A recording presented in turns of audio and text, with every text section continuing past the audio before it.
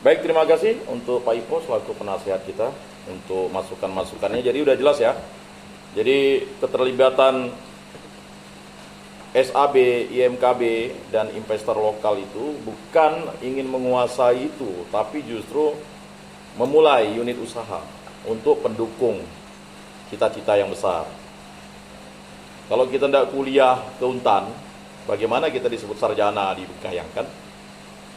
Makanya ketika udah sarjana di Bengkayang, mulai berpikir, ayo kita bangun akademi, terbangun. Tiba-tiba ada orang pintar di situ dari pihak gereja lihat, oh kayaknya cocok nih buat sekolah tinggi. Dibuatlah, sekarang sudah institut. Kan luar biasa tuh. Itu karena apa tadi? Karena kita mau mendukung dan mereka tidak dikacau. Apalagi itu punya misi kan. Akhirnya Bengkayang terkenal. Ketimbang salah satu kabupaten yang sudah cukup lama belum ada universitas atau sekolah tinggi atau institut. Ada. Mereka juga bingung. Orang ini kabupaten itu kok banyak yang pintar gitu. Karena kepintaran itu kalau hanya untuk sendiri itu susah. Makanya kita mendukung itu. Ya, kemudian juga nanti memang bukan sisipan. Ya, nanti ada juga setelah kita membahas unit-unit usaha itu juga ada yang disebut dengan ya kan cerdik intelektual, nanti dijelaskan oleh Pak Andre.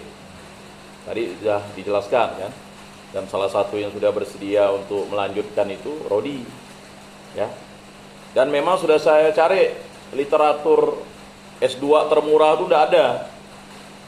Untan UT saja itu baru ya mau tes matrikulasi udah 1 juta. Ya kan? Uang anunya 12 juta. Itu online.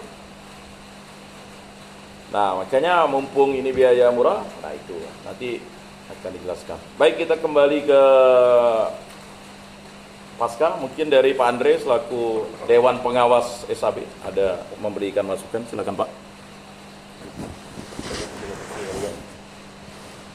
Izin Pak Prasehat, Pak Ipo, Bang Indro, dengan Ketua IMKB ini, Rodi, dan kawan-kawan yang lain. Tidak bisa kita sebut satu persatu nih, karena tidak kenal. Ingat namanya. Tapi kan itu tidak mengurangi rasa keakraban gitu kan. Terkait pasca ini ya intinya memang harus kita dukung lah intinya kan. Artinya pasca kan menjadi puncak iman Katolik atau Kristiani ya. Kalau dari sisi liturgi itu Paskah itu lebih tinggi daripada Natal. Jadi Natal itu sama dengan Minggu Palma, sama dengan minggu hari-hari inilah posisinya.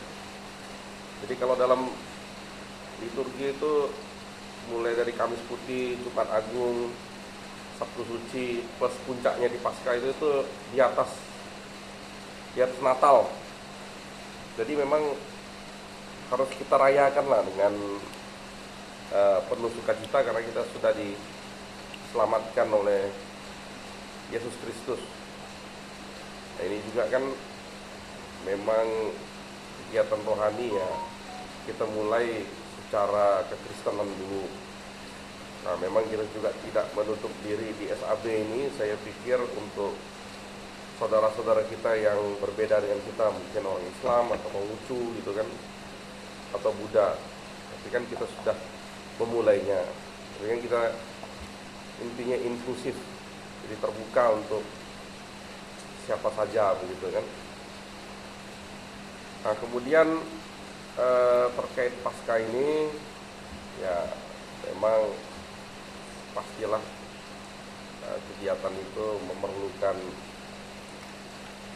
meluangkan waktu, meluangkan tenaga, meluangkan pikiran. Juga yang sudah senior-senior ini pasti meluangkan uang gitu kan. Nggak mau ya memang harus itu, kita demi membangun soliditas, kebersamaan sesama orang Bengkayang atau sesama anak Bengkayang tadi yang sudah terkristalisasi melalui akta notaris dan juga INKB itu. Makanya memang seperti yang tadi sudah disampaikan oleh Pak Penasehat Pak Herman Ipo, itu memang harus kita ingat bahwa untuk memulai sesuatu yang besar itu harus dimulai dari sesuatu yang kecil dulu. Dalam Injil itu kan dah jelas, tiap pada perkara yang kecil baru perkara besar dikasih. Nah inilah hal-hal yang kecil ini kita harus maksimalkan. Memang waktu saya berpikir dulu waktu kuliah tuh atau waktu masih muda, kadang-kadang ikut perkumpulan kayak gini ini menghabiskan waktu juga sih kadang-kadang. Tapi ya tadi seperti kata Pak Ipo bahwa ini tidak akan sia-sia begitu, itu nanti akan jadi bekal. Karena dulu terpaksa juga saya ikut ini nih. Dulu waktu kami di Malang itu namanya Pergamak, Persatuan Mahasiswa Kalimantan kan. Jadi ikut itu tuh mau tak mau ya terbentuk juga lah, karena dulu kan di Malang itu kan sedikit tuh. Jadi kita buat perkumpulan tapi Kalimantan.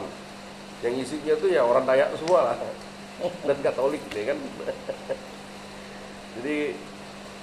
Jadi bukan juga kita nih mau memisahkan kita dengan orang lain, tapi kan kita mau sama-sama lah. Ya. Tapi dengan kalau kita hanya sekedar ngomong-ngomong, tidak ada perbuatan kan sama juga. Jadi kita mulai dari kelompok kita sendiri yang kecil ini gitu kan. Jadi saya rasa Tuhan juga mendengar, suatu saat kita nanti jadi besar gitu kan. Paling tidak kita sudah punya kemauan, paling tidak kita mau berkumpul, paling tidak kita sudah sudah mau bersama-sama. Artinya bersamaan ini pasti bukan hanya sekedar kebersamaan yang kosong saja begitu kayak di warung kopi, tapi kita pasti ada tujuan. Nah tujuan itu tadi sudah difasilitasi atau sudah dimaksimalkan lah oleh Bapak Herman Ipo selaku penasehat dan selaku ketua Petang Center ya, dengan mau bekerja sama untuk membangun unit-unit usaha gitu di tanah yang di tengah kota, terus sifatnya nanti alam gitu tuh. Artinya di tengah kota ada hutan, kita bisa mengingat situasi di Bengkayang kalau orang dari desa kan atau dari kampung gitu kan, di daerah Petang Center tuh. Dari saya seperti itu.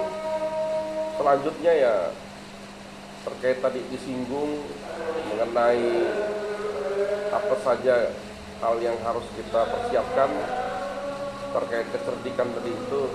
Ya yang bisa kita siapkan saat ini adalah bagaimana kita bisa lulus kuliah cepat, bisa meningkatkan IPM kita melalui pendidikan, bisa tamat S1, bisa tamat D3 dengan cepat yang D3, bisa melanjutkan ke S1 atau D4 atau ke S2 dengan biaya yang murah. Makanya saya meminta kawan-kawan ini, misalnya Rodi mau kuliah di Stakat ya kuliahlah dengan biaya 2.500.000 satu semester, punya uang 10 juta selama 2 tahun bisa selesai S2. Artinya kita punya gelar magister gitu kan. Jadi tadi disampaikan kepada Pak Ian itu kan, untuk program magister saya pikir Stakat Negeri Pontianak inilah yang paling murah. Kalau kita nanti punya uang ke depannya itu bisalah cari gelar-gelar yang lain. Tapi untuk melompat kita perlu galah. Kata Babang Pacul tuh, kita harus cari galah. Bagaimana kita bisa jadi Korea-Korea kan, yang bisa bertempur di lapangan gitu kan. Anggaplah SAB itu sebagai gala, IMKB sebagai gala, kuliah S2 itu sebagai gala. Itulah gala kita untuk melompat. Nanti mau melompatnya di mana, bagaimana caranya, nanti ya terserahlah nasib membutuhkan kita. Karena tadi baru bicara dengan Monsinyur, orang itu harus komplit. Kalau pejabat tuh harus punya pangkat, harus punya golongan, harus punya relasi, harus punya uang, ada kesempatan bisa masuk. Kalau enggak punya kesemuanya itu tadi percuma katanya. Punya pangkat, enggak punya relasi, punya uang, salah juga. Enggak bisalah naik jabatannya. Punya uang, tak punya pangkat, percuma juga, enggak bisa dipromosikan. Jadi harus lengkap lah intinya. Itu tadi pesan dari Monsinyur yang kami tangkap. Jadi Setakat Negeri Pontianak melaporkan progres perkembangannya selama berapa bulan. Memang harus rutin kami koordinasi dengan Monsinyur, tapi Monsinyur kasih pesan itu. Jadi kita harus mempersiapkan segala sesuatunya. Kalau tidak mempersiapkan segala sesuatunya ya habislah kita. Apalagi IKN sudah ada di Kalimantan, sesuatu realitas yang tidak bisa kita tolak ya. Jadi kita ini harus bersama-sama. Kalau kita sendiri kayaknya agaknya susah. Memang kita bisa maju, tapi 1-2 orang aja. Saya melihat pengalaman CU tuh. Saya 9 tahun di CU Stella Maris itu sebagai pengawas. Yang bisa memperjuangkan ekonomi itu Pak, salah satunya CU itu. Itulah yang memberikan celana atau baju kepada orang Dayak. Kalau enggak itu memang susah. Makanya memang pengkristalan kita tuh lewat gerakan-gerakan tuh. Termasuklah saya pikir gerakan ini. Nah itulah dari saya seperti itu. Nah, kita yakin dan percaya suatu saat kita akan besar gitu. Amin. Amin. Terima kasih. Baik, terima kasih Pak Andre. Sebelumnya kita doa Ratu Surga.